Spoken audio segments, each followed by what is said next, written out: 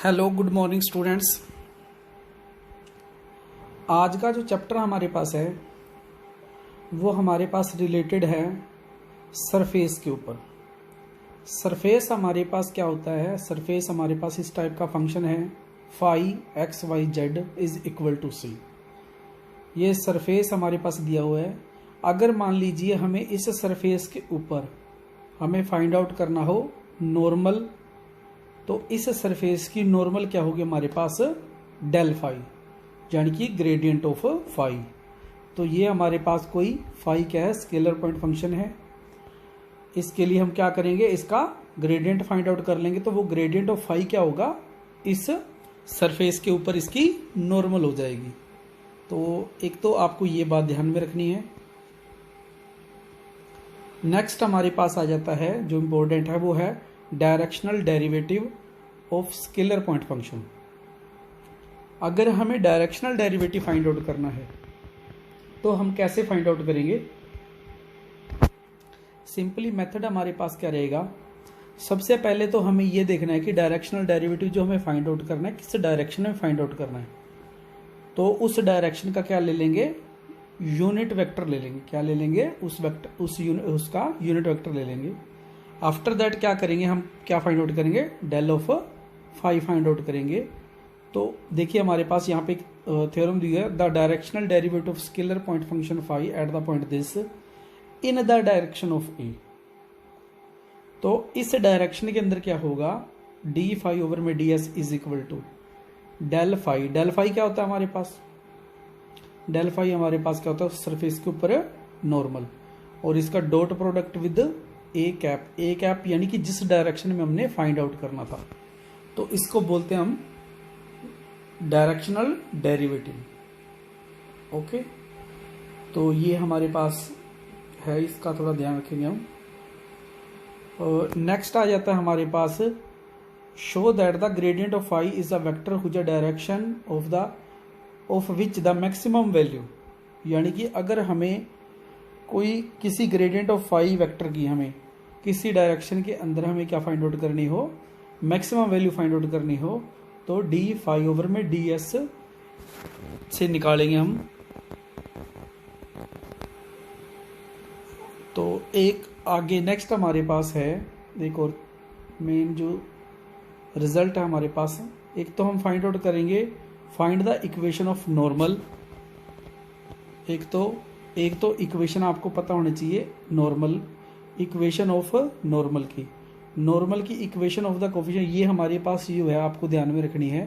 ये आपने पहले भी पढ़ी हुई है ज्योमेट्री के अंदर। ये इक्वेशन क्या हमारे पास कार्टेशियन फॉर्म होती है हमारे पास नॉर्मल फाइंड आउट करने के लिए। ओके, और एक हमारे पास यहाँ पे जो दी हुई है ये वाली इक्वेशन, ये हमारे पास किसको रिप्रेजेंट करती है? टेंजेंट प्लेन को। किसको रिप्रेजेंट करती है? टेंजेंट को। ये टेंजेंट प्लेन की इक्वेशन है, और ये हमारे पास किसकी है? नॉर्मल प्लेन की। ओके, तो इन कार्टेशियन फॉर्म में है ये हमारे पास। अगर दो सरफेस दे रखे हमारे पास, अगर उनके बीच का एंगल फाइंड आउट करना है, दो angle of intersection between two surface, दो सरफेस आपस में इंटरसेक्ट कर रहे हैं, उनके बीच का अगर एंगल फाइंड आउट करना है तो क्या करेंगे? पहला जो सरफेस दे रखा है उसका डेल निकाल लेंगे। आप कुछ भी निकाल लेना, डेल निकाल लेंगे, फिर दूसरे सरफेस का भी डेल फाइंड आउट कर लेंगे। दोनों का डॉट प्रोडक्ट, नीचे उसका मैग्नीट्यूड। ये हमने पहले भी किया हुआ है। हाँ जी, सबसे पहले हमारे पास फर्स्ट क्वेश्चन क्या दे रखा? Find the equation of tangent plane and normal surface this at the point this. तो हमें क्या क्या फाइंड आउट करनी है? एक तो टेंजेंट प्लेन की एंड नॉर्मल की।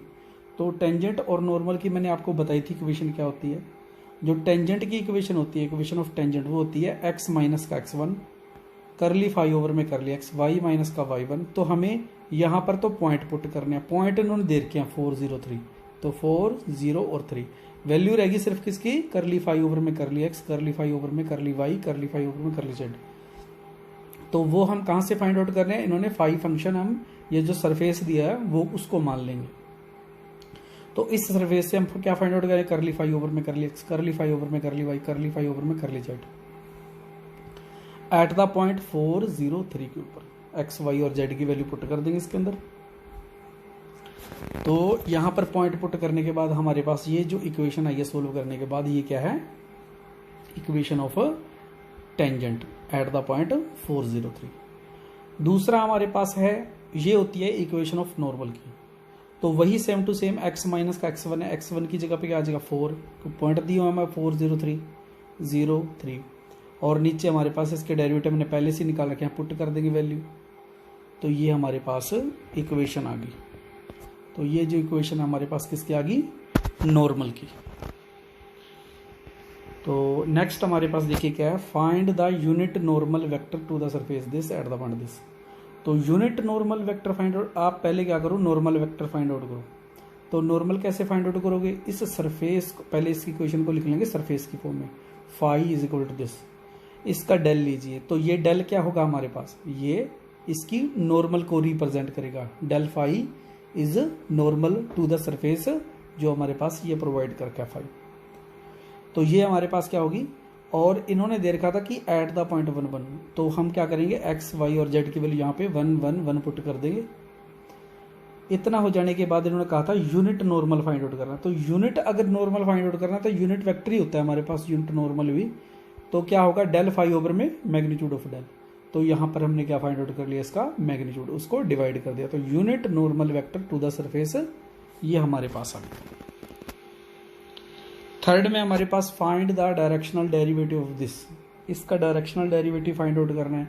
तो जब भी डायरेक्शनल डेरिवेटिव फाइंड आउट करना हो ना, तो हमें कोई डायरेक्शन दी होगी कि उस डायरेक्शन में हमें फाइंड आउट करना है, और पॉइंट भी हमें दे रखे हैं उन्होंने भी, एट द पॉइंट दिस हमें फाइंड आउट करना है। तो जो जिस भी डायरेक्शन में दिया हुआ है हम उस वेक्टर को ए मान लेते हैं, ए वेक्टर मान के इसका यूनिट वेक्टर फाइंड आउट करें। यूनिट वेक्टर कैसे निकालते हैं, ए वेक्टर बाय में मोड ऑफ ए। तो ये हम निकाल लेंगे।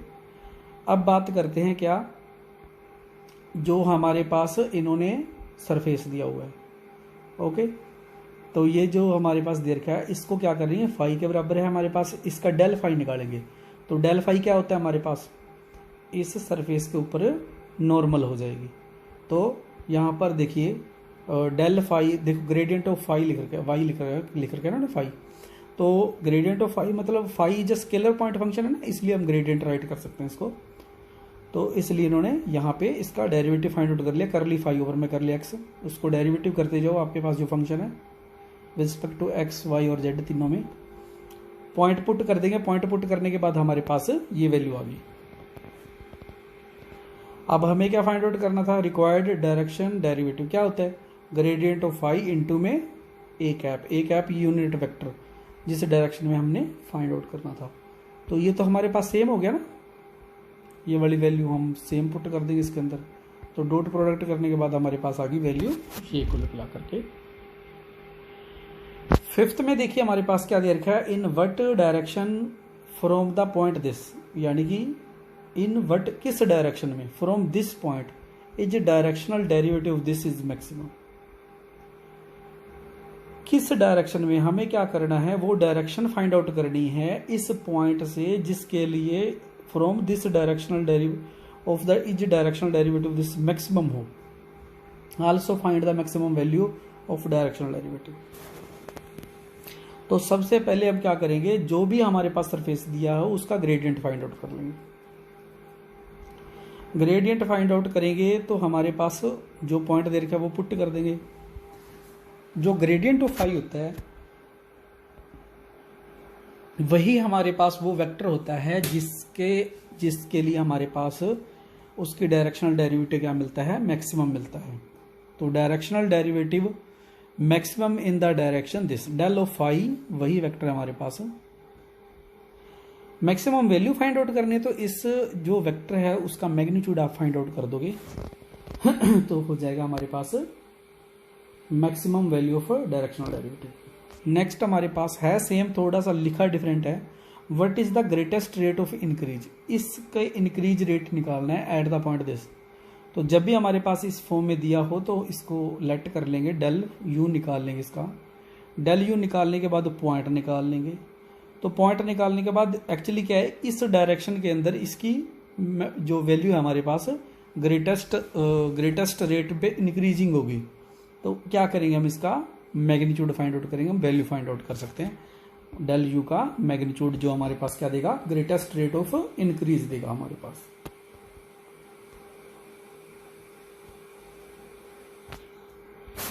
नेक्स्ट हमारे पास देखिए क्या दे रखा है हमें, कहता find the angle of intersection eight the point this, एक स्पीयर दे दिया, पॉइंट दे दिए, एंड फिर हमारे पास क्या दे दिया, एक और दे दिया, यानी कि दो, तो एक स्पीयर दिस एंड दिस, दो स्पीयर दे रखे हैं और ये पॉइंट दे रखा है हमारे पास। हमें क्या फाइंड आउट करना है, एंगल ऑफ इंटरसेक्शन। तो angle of intersection find out करने के लिए तरीका हम कौन सा यूज करेंगे,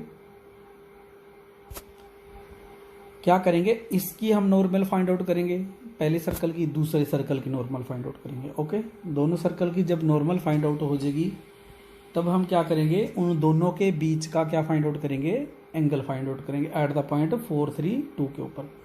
तो पहले पहला लिख लिया मैंने फाई 1 के बराबर, दूसरा फाई 2 के बराबर।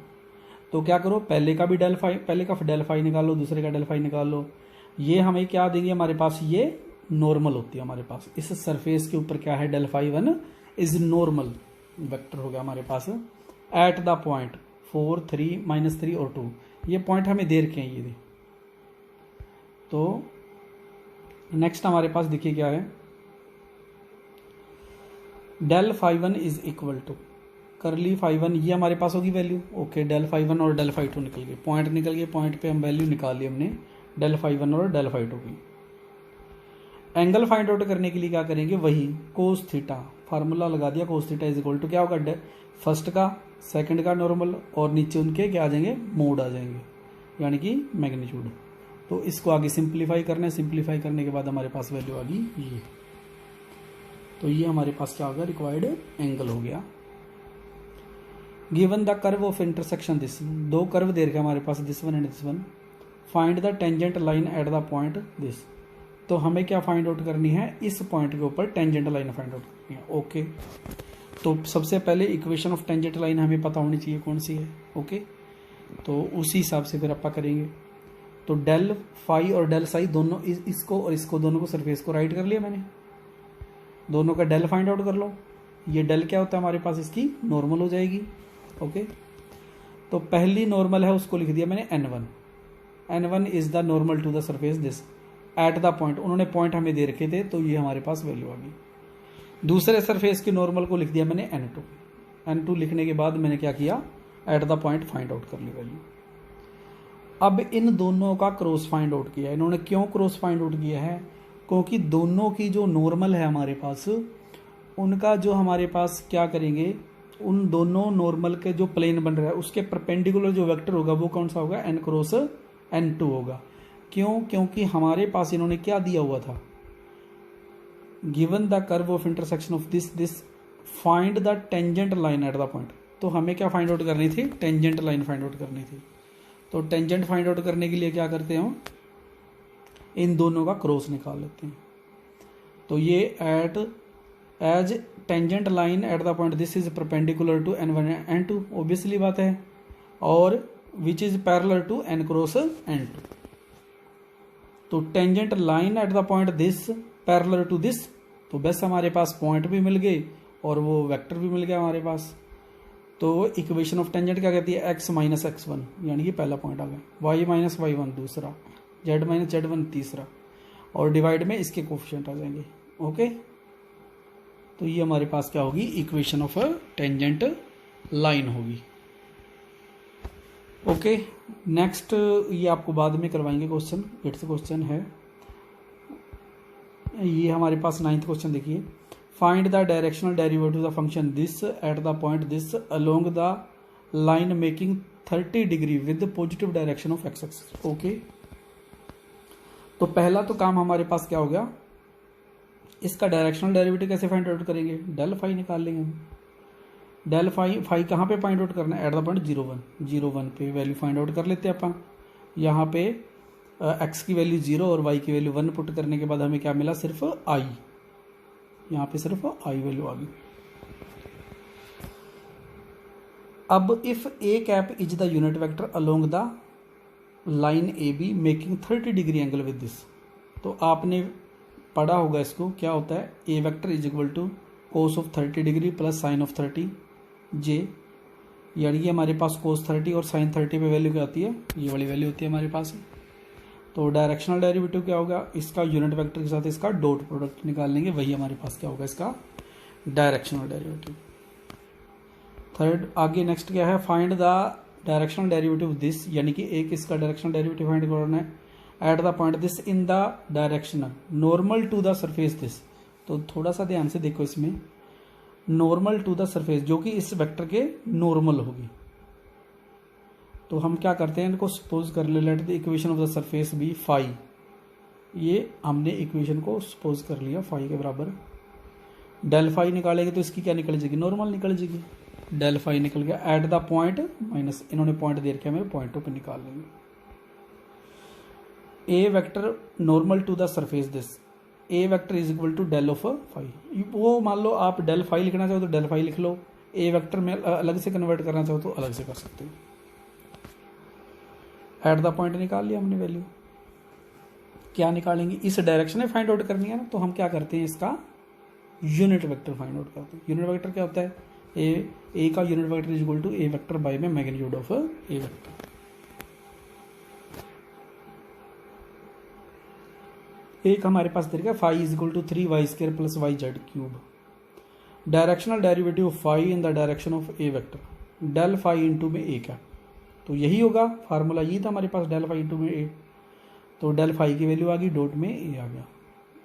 एट द पॉइंट चेक कर लेंगे 2 - 1 1, तो हमारे पास वैल्यू आ गई ये। तो ये हमारे पास 3.2 एक्सरसाइज थी। तो ये आपने अच्छे से एक्सरसाइज